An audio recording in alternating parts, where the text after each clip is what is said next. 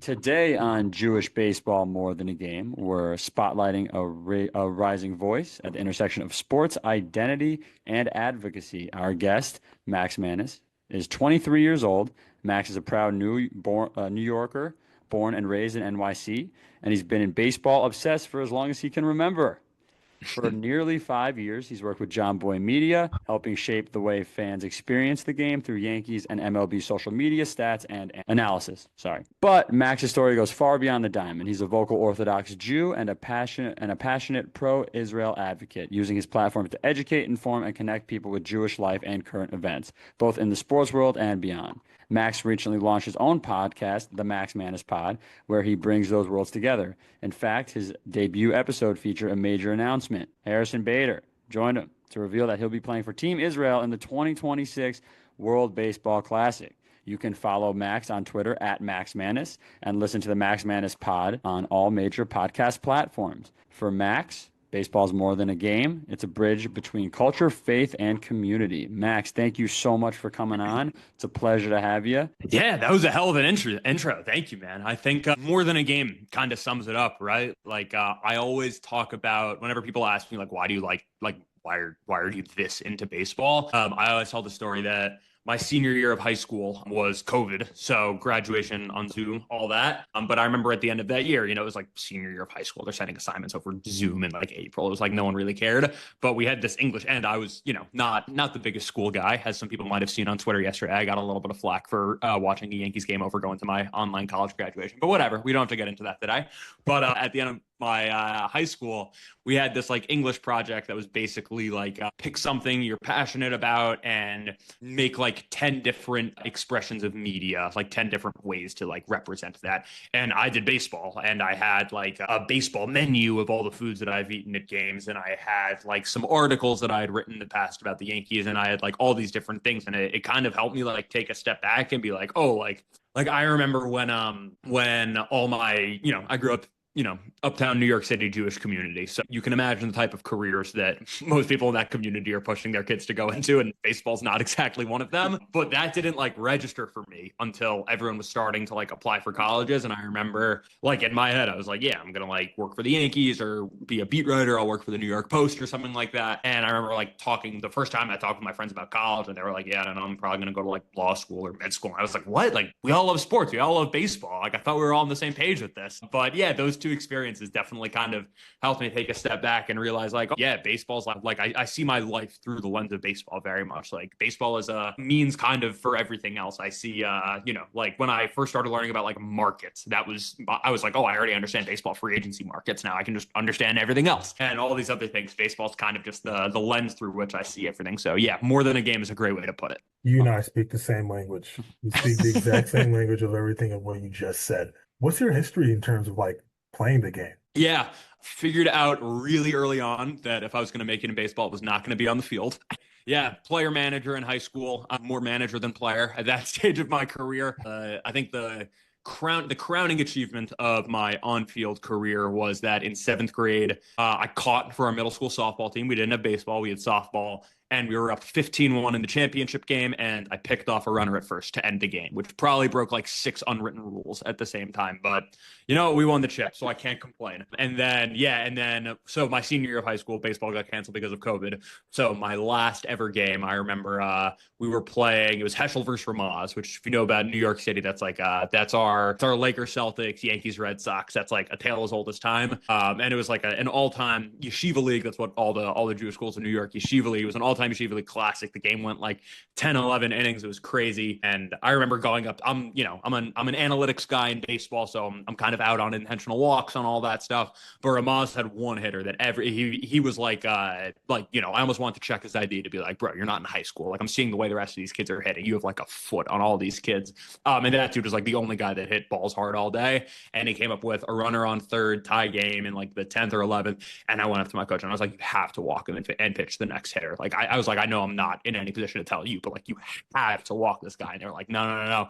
Next pitch, base it up the middle, game over. And they looked at me like, you're right. And I was like, yeah, I know. So that's my athletic achievements on the field. But yeah, from I've been like kind of doing baseball stuff for a long time. I got my start when I was 11, writing for Sports Illustrated Kids, covering like baseball analytics conferences. And from there, I did a whole bunch of like blogging, and I started my Twitter kind of just as a way to like talk to other baseball fans, because most of my friends weren't really into baseball at that point. And you know, one thing led to another, and here we are today. That's awesome. That's such a great story. So my question's gonna be more toward, your Orthodox Jew, and how do you approach work with being Orthodox at the same time? Because I'm sure during the baseball season, there's games on Friday, there's games on Saturday. So can you just kind of tell the listeners how you approach that? Because it's going to look different for you than someone who say was not an Orthodox Jew. Yeah, absolutely. I mean, there's two parts of it. There's like my actual job working for John Boy and my responsibilities there. And then there's my personal Twitter. So I'll start with my personal Twitter. I think most people know at this point, like I tweet, I'm going offline, see everyone tomorrow. I tweet that like every Friday evening for the past, I probably lost track of the years at this point. So I think my followers like kind of know what that's about at this point. And that was definitely something that like when I was in high school and wasn't super religious. I mean, like I was like definitely much more religious than most of my friends, or I like to use the word observant instead of religious. But I was much more like traditionally observant than most of my friends in high school, because I went to a school that like wasn't, like was kind of more like pluralistic than traditionally like Orthodox. So I was one of the more observant kids there, but I was still like watching Yankees games on Shabbat and stuff like that. Like I wasn't going out and tweeting about it, and I wasn't going out and, like driving to the game or anything like that. But I was still like, listen, it's a Saturday at 1 p.m. in May. Like I'm not, what else am I going to do? I'm just going to sit in bed for 8 hours. Like, come on, what are we doing here? Yeah, of course. Yeah, and then I studied in Israel for a couple of years, got like much more invested in my religious identity, started to see it not just as like, oh, this is like what I'm supposed to do, but like I actually saw the benefit, especially once I started working like a full-time job, that I realized like, oh, having like a hard stop and like a 24 hours, 25 hours that you dedicate to just like, I'm not thinking about any of this right now because I want to like recenter myself and remind myself that like, as much as I love baseball, life is there are bigger things in life than baseball, and there's community and there's people and there's religion, and you kind of, if you don't have built-in time to remind yourself of that, you can kind of lose it along the way. So yeah, for my own personal needs, it's definitely something that is a challenge. Like at the end of the day, I'm not religious and observant because I feel like I have an obligation to do it. I am because like I enjoy it, because I genuinely see the benefit on a day-to-day basis in my life, because I genuinely feel like the life that I live with that is more fulfilling than it would have been otherwise. Because like I kind of lived that alternative world for a little while. You know what I mean? And then work-wise, I always say like the folks at John Boy are great about that. Like really, I can't say enough great things. I remember, so I studied for 2 years in Israel from August 2020 until about March of 2022, and then came back when the baseball lockout ended and kind of just dove right into John Boy stuff. But I reached out to Jimmy John Boy in 2019 and 2020 a few times when I was like in the process of graduating high school, just being like, hey man, would love to, looking for an internship, would love to work for you. And he was like, yeah, like, we'll talk, we don't really have the funding right now. I was like, I'll work for free. He was like, legally we have to pay. I was like, fine. But eventually worked out. And yeah, I was in the middle of my first year in Israel. It was like January of 2021 when we finally worked something out. And initially I was just like, I'll be in the city over the summer. I'd love to intern for you. And he was like, oh, we want someone to start right now. So my first year in Israel, I was like, first pitch of Yankees games, it's a 7-hour time difference. So it's 2 a.m. first pitch in Israel. So I was like waking up at 2 a.m. to watch the Yankees game, taking like a 2-hour nap on each side of that, and like convincing myself that counted as one full night of sleep, like going to like morning classes and then hammering out all my John Boy work before like they woke up in the States so that everything was ready to go by the time that the sun rose in New York, and then just like passing out for 3 hours in the afternoon. And that was my sleep schedule for a few months, which I don't recommend. It wasn't good. But But yeah, and then I think from that and from them being like, oh, like listen, this kid's like living in Israel right now, like very clearly like heavily invested in the Judaism stuff as well as the baseball. Like I think a lot of people realize like, oh, this isn't just like a facade. This isn't just like a phase. Like this is something that matters to him. And so most of my job now is social media based for them. So running John Boy Media, talking Yanks, talking baseball, all those accounts that you might follow. You know that we post like, yeah, there's like a I team had of us. no Like idea 10 you of us. ran Yeah, those. yeah, That's yeah. so That's cool. incredible. I Yeah, follow it's a all cool of them. gig. That's Thank you, dude. awesome. It's I like appreciate that. meeting like a Um, icon here. Yeah, exactly. So yeah, we have a team of like 10 of us. And if you follow us, you know, it's a mix of game highlights and funny stuff that, you know, you see at the stadium and stuff like that, but also a lot of our own content, trying to get our own faces, YouTube, podcast clips, stuff like that out there. So we always have people on shift at all times, basically from 12 to 6 and then 6 to the end of basically the end of the night whenever the sports end. And when you're on shift, your job is just to kind of be monitoring anything and everything that's going on. And we have one person that specifically just does the Yankees game. But so yeah, from the jump, I kind of told them like, listen, I'm not trying to be difficult, but I can tell you from the outset that I will never once be able to work a Friday night or a Saturday shift for you, which means that I have to work basically every Sunday, which is fine, like, you know, trade-offs. But yeah, they've always been like so understanding, and it's the kind of thing that I think gives me a unique, like I've never been able to watch the full 162 games of a baseball season, and I don't foresee a time in my life where I ever will, like, you know, kind of push religion to the side and say like this is something that I'm doing. So yeah, it's something that like they totally get, they're totally on board with. I think, you know, it's probably, you know, not the most ideal situation for everyone involved, but there's a Rabbi Jonathan Sachs quote. I think it's Rabbi Sachs. It might be the Lubavitcher Rebbe quote. I think it's Rabbi Sachs quote that I really love, that he says, like non-Jews or less affiliated Jews really respect Jews who like respect their own Judaism and don't compromise on things. Where if I were to tell them like, oh yeah, like I usually keep Shabbat, but if you need me for a Saturday here and there, like I'll break it. I think it would probably be like nice to them on a logistical level, but I think it would come with this ounce of like, what, like, so what's this whole thing? Like you're either in or you're out.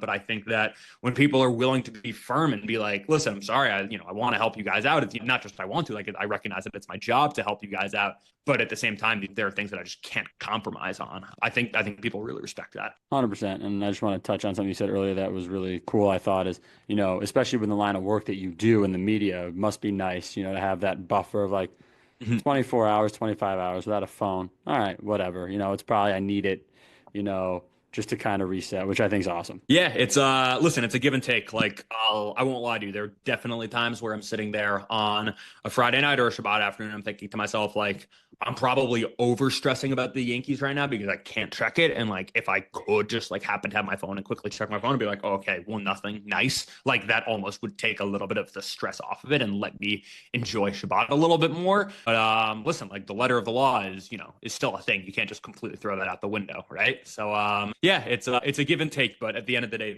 they're both things that are very important to me, and they're probably baseball fans who can't for the life of me understand why I'm so invested in the Judaism stuff, and there's probably other Orthodox Jews who can't for the life of me understand why I'm so invested in the baseball stuff. But listen, like that's the only thing I know how to be is myself. You know what I mean? So yeah. Yeah, I love that. I mean, that's the best thing you do is just be yourself and be all, just stay true to yourself. I think that's amazing. So I just want to know, like, what are some of the cool people that you met along the way? We Mm, talked about Beta earlier, but like just in sure. Yeah, general, yeah. like, who are some of the cool people that you've kind of talked The first, so yeah, so a bit of a timeline. Started working for Jumbo Media in January of 2021, remote, worked in their Bronx office that summer, went back to Israel, came back in like March 2022, right before opening day. I was supposed to start college in August at Baruch downtown, but I was like, I'm gonna lock in and like I'm making it my mission to like get a full-time offer here so I don't really have to go to college. to? Got my degree online.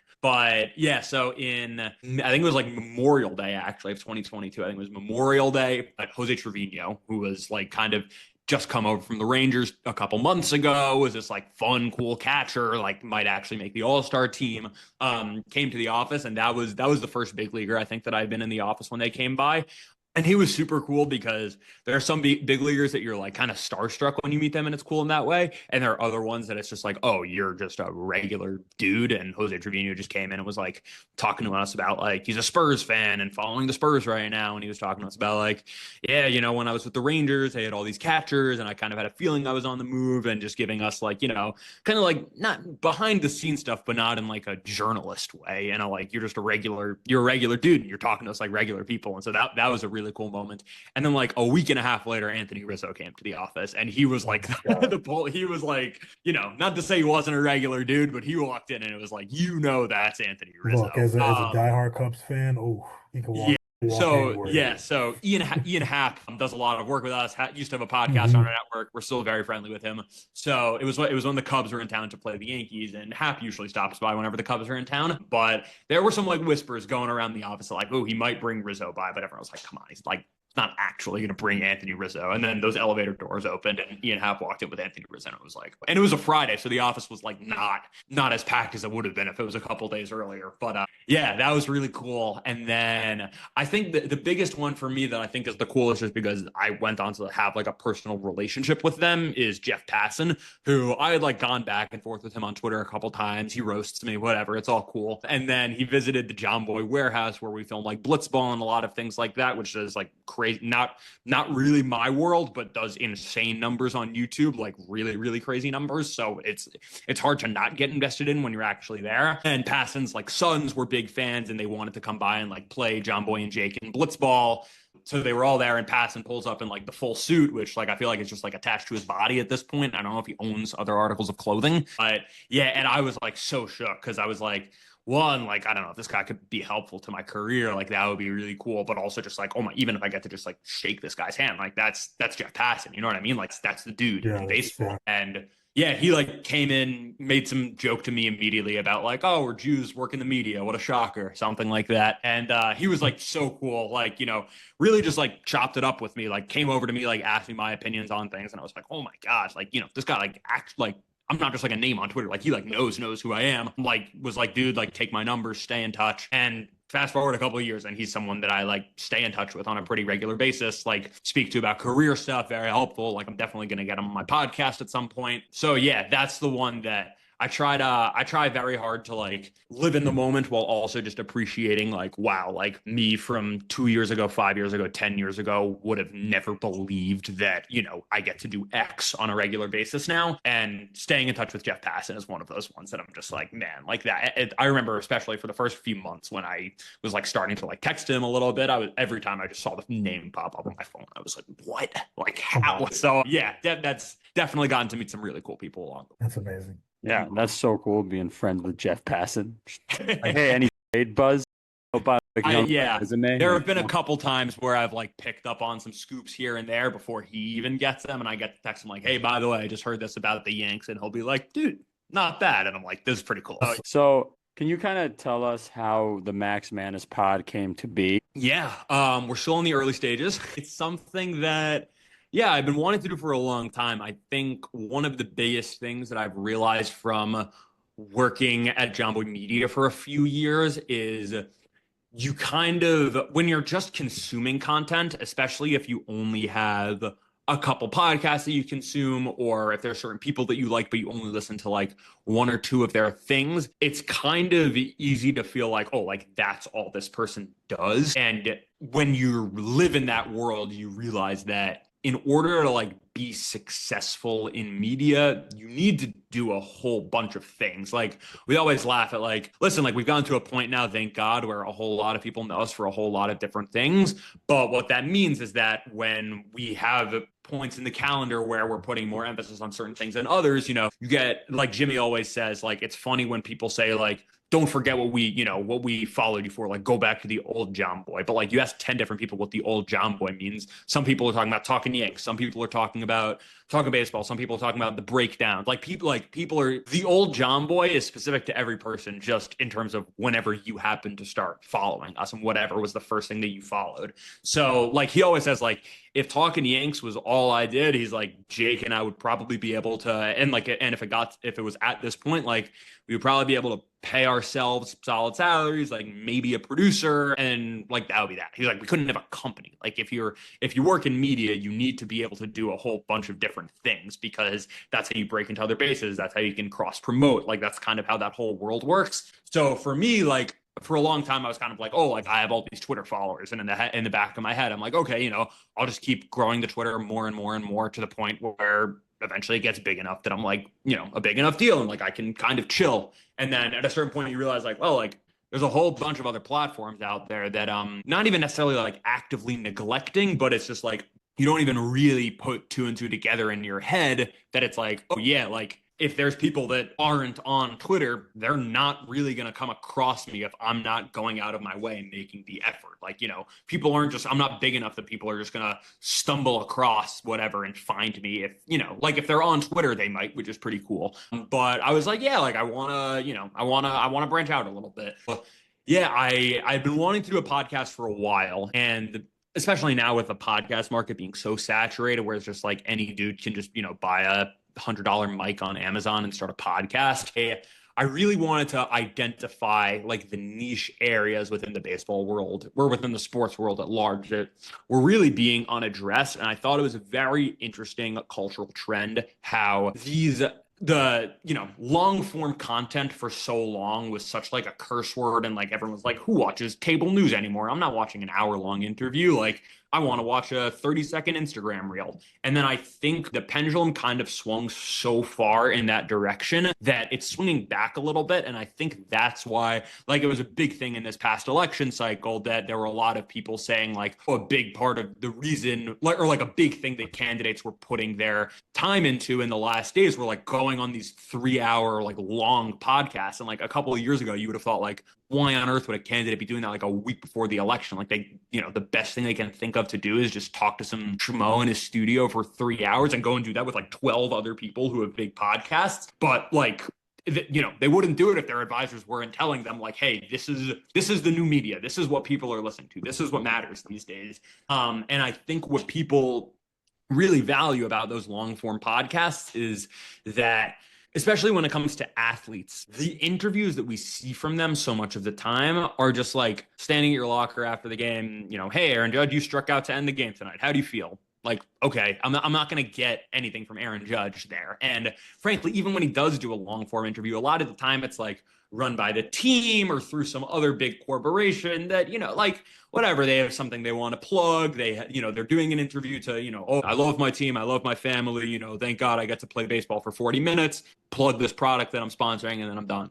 And I realized like what makes baseball great is the people. Like I kind of realized as I was networking with a lot of different people throughout baseball that when you just like talk to specific people within baseball about what they enjoy and what they're passionate about, like people love talking about themselves. People love talking about their journey. If you just get someone to talk about something that they're really passionate about, like suddenly I, as the podcast host, I just take a back seat because I'm like, bro, you go cook. Like this is everything that people want. So yeah, my initial vision for the podcast was I wanted it to be the kind of thing that kind of brings in people from all different areas of the baseball industry to talk about why they ended up working in baseball and why they like it so much. Like I was like, I feel like the grounds crew. Like if you've been working at like, Kauffman Stadium for 30 years on the grounds crew, like no baseball fan knows your name, but you must have like the craziest stories that people can't even imagine the type of stuff you've seen. So my initial vision was like, yeah, like I want to have players, journalists, agents, like grounds crew, like everyone you could imagine in the baseball space. And then when I spoke with Passion about that, he was like, dude, focus on players. People care about players. So at least for the start, we're focusing on players right now, but I do still want to branch out into that. But yeah, it's been cool. Like with the Bader thing, like I didn't really know him so much. We had like we had a couple mutual friends, and then one of them hooked it up. But I noticed like I was, stressing a little bit going in. I was like, oh, like, he's, definitely a very out there personality, but like, this guy doesn't know me. He has no reason to open up about that much on the podcast. Like, who's to say that who's to say that 5 minutes in, we're not going to be struggling for conversation. But I realized like, man, if you just present it in a way of just like, hey, this thing that you do is really cool, or like, you're clearly really passionate about this. Tell me more about that. They're just like one, like this person gets to me. I respect them. Like I want to give them my time of day. And two, like, yeah, like, oh, okay, my job is just to talk about the stuff I enjoy most. Like easy. That's amazing. Mhm. That is just so cool. And I think you kind of touched on it earlier because you're young, but you have such an incredible perspective. And like you said earlier, this is an incredible resume, like crazy. Thank you, dude. It's so amazing just listening to you talk.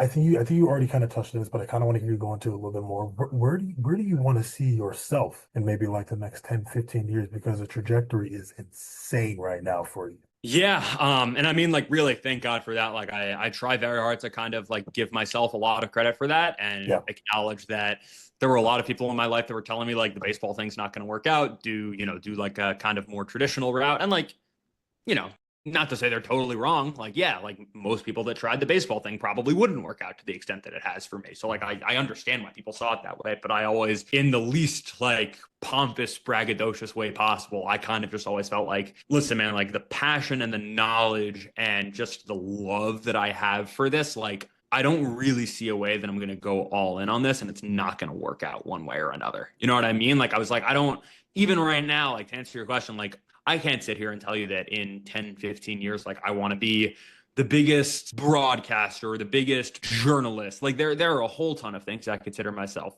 wanting to do. But I think for a long time I kind of felt like I had to like pick one thing and be like, that's my thing that I'm gonna shoot for. And as I've kind of like gained a little bit more perspective, I kind of feel like it's okay. Like I'm 23, you know, if I was 30, maybe I would feel differently, but I feel like I'm at a stage in my life where I can kind of afford to tell myself like, just keep doing what I'm doing. And man, like like the connections and everything that I've had so far, like kind of speaks for itself. Like it's not going to get any worse or any smaller if I keep going. But yeah, I think for a long time, I wanted to ask myself the question of just like, or like for a long time when you ask me like what's my dream vision for myself, my answer would have simply just been like, what do I think is like the coolest job to have in baseball? Like there was a time, and like I might still go down this road, but there was definitely a time where I thought like front office world, like GM, like I was like, that's the coolest Sure. thing in the world. Like I Yeah. got to do that. And like still maybe, like I'm not ruling that out at all, but I think, I don't know, you think about it a little more and it's like, listen, man, any job that you do it, like I remember when I started off at John Boy, and I was like, oh my God, I get to come in and work with these guys every day. And my job is to watch baseball and like any job, you do it for 2, 3 years and kind of the like excitement wears off a little bit. But yeah, like, I think to myself, like, oh, imagine if I worked for the Yankees in their front office and I was in an office with Cashman, like making the trades. Like, if I do that, then life will be incredible. And it's kind of like, yeah, like that would be awesome. And also, when you work any job after, however many months, years, whatever it is, like, listen, man, you still have a commute, you still have a job, you still have paychecks. There's still stuff you have to deal with. You still have to, compete with people to an extent. So Yeah. yeah, I don't know that I necessarily have my like wagon hitched to any one vision at this time, but I will say my one like firm rule that I always had for myself was I never want to do anything that makes me like compromise my fandom. And I think like there was a long time when I wanted to be like a beat writer, and I think that was the main thing that kind of scared me off of that was I was like, at the end of the day, like I'm a baseball fan. I'm a Yankees fan. Like I recognize that once you work in the industry, you kind of have a different relationship with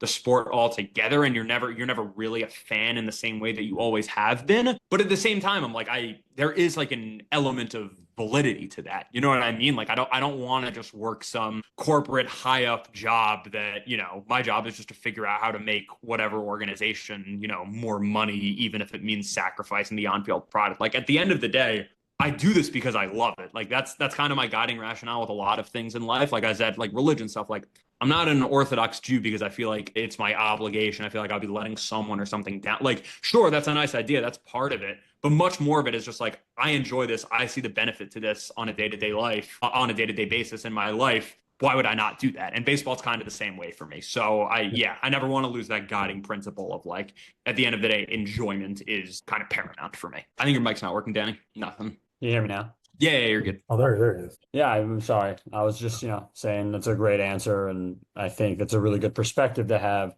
especially because, in 10 years, media and all this stuff can look very different, even like in Right. so I think that is a really cool perspective to have. And now I kind of want to go back into, because you mentioned you lived in Israel, you stayed there for a few years. Can you just kind of tell the listeners, what it means to you to go to Israel and to live there? Because a lot of the listeners maybe, want to hear what it's like. Yeah, I think, I mean, for many years, I think Israel, if you had no association with it, was kind of just this like random country that you hear about in the middle of the world. And you're like, I don't know what they're doing over there, but okay, cool. Knock yourself out. It has nothing to do with me. And I think Israel's kind of maybe lost its status as just like a random country that no one knows anything about, which is unfortunate because there's like a whole lot of, calling it misinformation doesn't even do it justice about what life is like over there. Like, even if you take the political stuff out of it, like, I feel like most people just think that like everywhere over there is like a war zone, and it's just not the case. I mean, there's a bunch of elements to it. I think one for me is just like a whole bunch of my family lives there. Like, my grandmother lives there. I have uncles, I have cousins, I have like a lot of family that lives there. Like, I try to visit Israel usually once or twice a year, and it's less of a vacation for me, and it's more so of just like I guess a trip, but a trip in a sense of like, let me go kind of one, like recenter myself, remind myself like this is a place where I had some of the very formative years of my life. This is a place that represents a lot of things that I'm very passionate about, that are very central to my identity, that are obviously like under attack very much right now on a global scale. And yeah, and it's also a place for me to kind of just go like see all these people that, like I forget that it's like their day-to-day life is just like wildly different from mine. And I never I always feel like whenever I spend too long in America, which like there was definitely a time where I was like kind of going back and forth with where I wanted to live, at least in the short term, maybe not in the long term. And like for now, I've kind of been like, okay, like listen, thank God I'm doing the baseball thing. I'm in America, it's working. Like, if I was in Israel, there would be ways that it would be a lot harder to put it at the bare minimum. But at the same time, I still feel like whenever I go too many months without going back to Israel, the first time that I do go back kind of just serves as like I always say, like when the plane lands in Israel, I kind of, without even realizing it, like I just take a deep breath, and it's just like, okay, like I'm kind of like back in reality almost. Like this is kind of where everything is centralized. Like whenever I'm in New York, like it's kind of where I have my roots set right now, but I don't want to lose sight of the fact that like ultimately like what I consider home on a very core level is there. Yeah, what does Israel mean to me? I mean, you can take the, I could sit here and give you all the biblical stuff about it's the land that's promised to us and blah, blah, blah, like all like, yes, 100%, like not discounting that whatsoever. Like it's great. There's something like so powerful about just walking around the streets of Jerusalem or Tzfat or one of these cities. Like I always say, like if you walk around like the old city of any of those areas, it feels like you're in like an amusement park, that you're like, oh, like these walls are like made to look the same way they looked. And it's like, well, no, they're not made to look that way. It's like these are the streets that all the dudes that we read about in the Bible, like they walked these streets. And I think it's just cool in like a historical sense, but also in a sense of like kind of continuing the story and realizing like, all these past generations of however many people didn't go through all they went just for me to just like go to Israel and go to a couple bars and hang out with my friends. Like there's an element of responsibility there. But I also think that modern day Israel is kind of a testament to Jewish resilience in this kind of sense of like there was a long time where go through a quick Wikipedia scroll of Jewish history, and it's like there's no shortage of countries that have shown us the door at one point or another in usually pretty violent ways. And there was a certain point that Jews kind of said like, listen, we're not going to be pushovers anymore. And I think the land of Israel is very much founded on this basis of this understanding of like no one really handed anything to us. Like, sure, don't get me wrong, the United States and all these people, yes, there was like in terms of just like getting the claim to the land, sure. But like once the land was there, it was ours to develop, it was ours to do whatever we wanted it with. And like the fact that what was once like a complete desert has turned into like one of the tech hubs of the world. Like say whatever you want about American funding and, external just like elevation of it, I guess you could say. At the end of the day, you gotta put in the work. And like the Jewish people, the Israeli people, like put in the work to get that from where it was to where it is now. And there's something really cool about that. I think that as much as I do see the value and the whatever in the tradition, like I'm an Orthodox Jew, don't get me wrong, like obviously I value my tradition, but whenever I see the the Haredim that live in Bnei Brak or whatever, and like I admire the fact that they're so like they've kind of become a punching bag a little bit in Israeli society, more than a little bit in recent years. And I understand a lot of the frustrations, don't get me wrong. And at the same time as I do see a lot of the beauty in them being like so true to their values and, the Jewish people and the land of Israel, at the same time, I think there's something so incredible about being able to appreciate that and also appreciate that like there are dudes in Tel Aviv that are Jewish, maybe aren't keeping Shabbat, maybe aren't keeping kosher, but their contribution to the Jewish people is like, I'm going to build this company from the ground up. And, like, elevate Tel Aviv, give Jewish people jobs, fund Jewish communities, stuff like that. And Israel's very it's very multicultural in that sense. And I think that's one of the things that I just like, one of the things that I laugh at whenever I see a lot of the Israel criticism on Twitter is the, like the white European colonizers, like, bro, go to Israel, go on any bus. Like, Miles, I don't have to tell you. Like, Right, yeah, thank you. Israel, step on any bus. Tell me what percentage of the dudes there are white I guys. was about to say, yeah. 100%. So, yeah. Yeah, I mean, couldn't agree with you more. And it's very interesting too, how like, we've had some Israeli team members on and they've talking about living in Israel. And, I think it speaks volumes when what's going on now, they even are like, I feel safer here than if I were to be in America. And it's a constant answer that we get. And, it is kind of still tough to wrap your head around. You're sharing a border with Gaza and you're saying you feel safer there with what's going on now than with all this anti-Semitism rising here in the United States. I think it is just one of the most interesting things to try and comprehend because it's hard. Yeah, I remember after October 7th saying the same thing, that I was like, man, it wasn't that I guess I felt more in danger than I generally would in New York, but like I was still walking around the streets of the Kippah, you know what I mean? Like I was still like, I'm gonna, like, I don't feel like there's any kind of imminent threat, but at the same time, I was like, man, like get me to Israel right now. And it's not just a matter of like responsibility and feeling like I have an obligation to be there and like serve my people right now. Like maybe that's a part of it and that's very nice, but on a very like basic level, I think there really was this sense of just an understanding of like throughout, like one of the things that really bothered me after October 7th was the word unprecedented. It got thrown out. A lot of people being like, oh, this felt so unprecedented. And I'm like, have you read Jewish history ever at any point in your life? Like unprecedented is the last word I would ever use to describe any of God, this. yeah. Like, sure, maybe within America, if you ask about the response to it and just like the vile anti-Semitism that feels like was actually kind of already there, and this was kind of just like a dog whistle to like let it rise to the surface a little bit. But yeah, there was something about it serving as a reminder of like, at the end of the day, like we got to look after ourselves. Like we can't take anything for granted. Like, I'm a big believer that God runs the world, the idea of man plans and God laughs, like, however you want to frame it. But at the same time, it's like, yeah, it kind of served as like a slap in the face of a reminder of like, we can't really get too comfortable anywhere. And Israel's the only place that like, sure, is it, it's not without its flaws in a whole bunch of senses, but at the end of the day, like it's ours. And, say whatever you want about it. At the end of the day, that means something. You know what I mean? Absolutely. Yeah, I agree. And I think one of my last questions for you, once again, thank you. Your perspective is just incredible. I can listen to you talk all day, man. One of my last questions is, what's your relationship with Team Israel baseball in general? Like how involved are you in terms of like the media for the WBC or the Euros? Like do you play a role in? I'm definitely hoping to in 2026. Like I've had some conversations with them. Like when the Bader news broke on the podcast, they immediately reached out, and I was hoping they weren't like upset because like they want to announce it on their own. But they reached out to me and they were like, dude, like this is awesome. Like like let's work together. And you didn't have to ask me twice, because in 2023, when the first 2023 WBC happened, I was like, my Twitter had gotten to a point where like I had a solid following, but I wasn't really in a position to be going to anyone. I'm being like, hey, look at all these accomplishments that I have. Let me work with you, like let me be involved on this. 2026, like thank God the past couple of years kind of have gotten me to a point where I think a mix of just me kind of elevating in the baseball world, but also me being so out there post October 7th with like Israel. And when I say Israel stuff, I'm not saying that I'm posting like, it always cracks me up whenever I get like hate on Twitter about it, because like I've never posted anything like that I consider like political. I've never posted like Netanyahu should do this, the president should do, I'm posting like, I don't like when Jews die. I think it's bad when Jews die, and like that's my hot political take of the day. But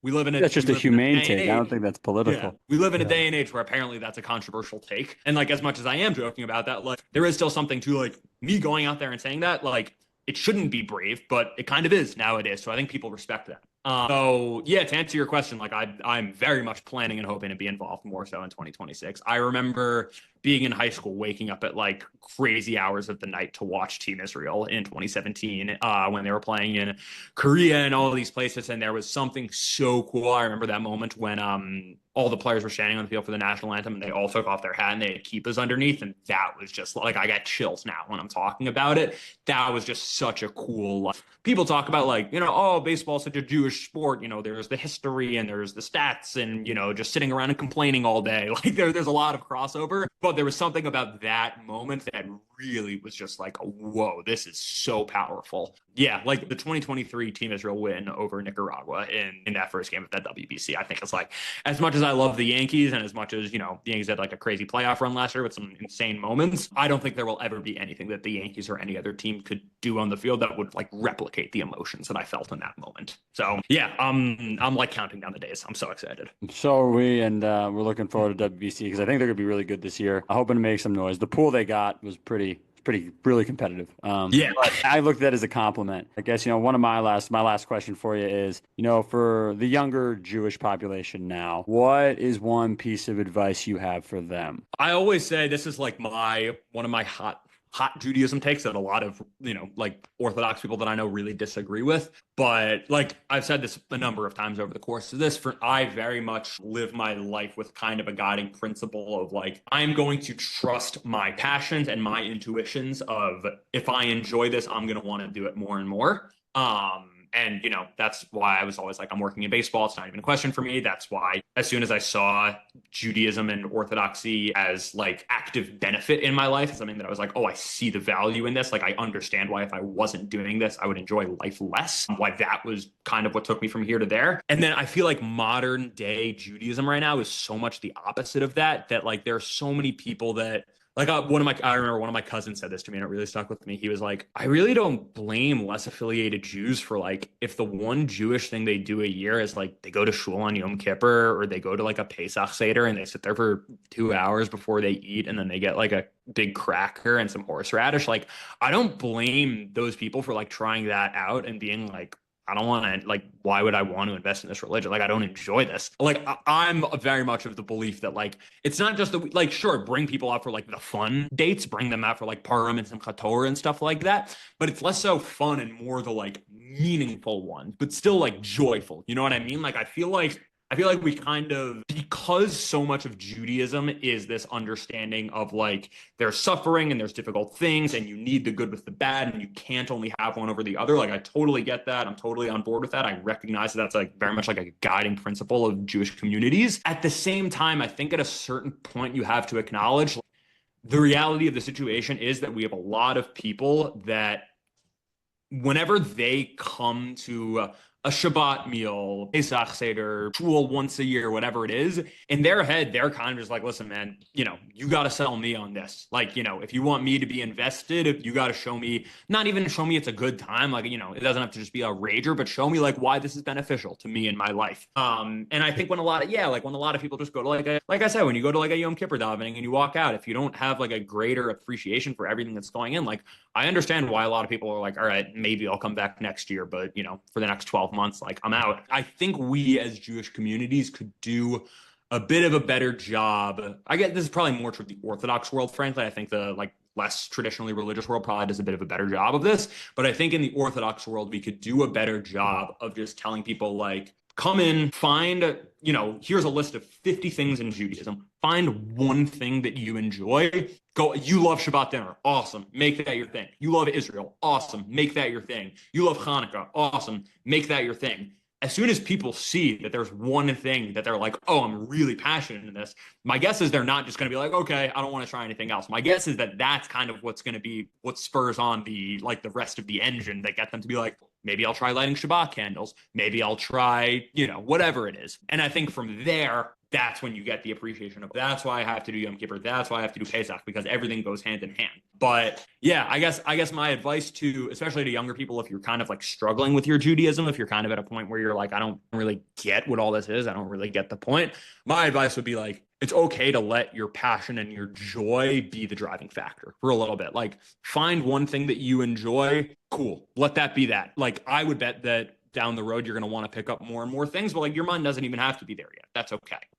But yeah, my advice would be like, at the end of the day, like I'm religious, I'm observant, I'm Orthodox because I enjoy it, because I had it presented to me in a way where for the first time I genuinely saw like, this is why it's beneficial to me in my life. They're like, I've had coworkers that have come up to me and been like, dude, I'm so jealous of the fact that you just have your built-in 24-hour, like, go off technology. And yeah, like it's real. So yeah, I guess that would be my advice, is like, it's okay to let your joy and your passion be what guides you, at least at the start. Great advice. I think you hit the nail on the head there. And, I just want to thank you for taking the time out of your day to come on, talk about, your really cool job and kind of how you tied religion, throughout your whole life. So I really appreciate that and want to thank you. Yeah, for sure. Thank you guys. This is a good time. A lot of times, like I have a whole bunch of podcasts that reach out to me, wanting me to come on, and you kind of never know what you're going to get when you hop on. But like, you guys are awesome. This was, this is my niche, like Venn diagram, Jewish baseball world. Like that's there was ever a place to be a micro celebrity, I think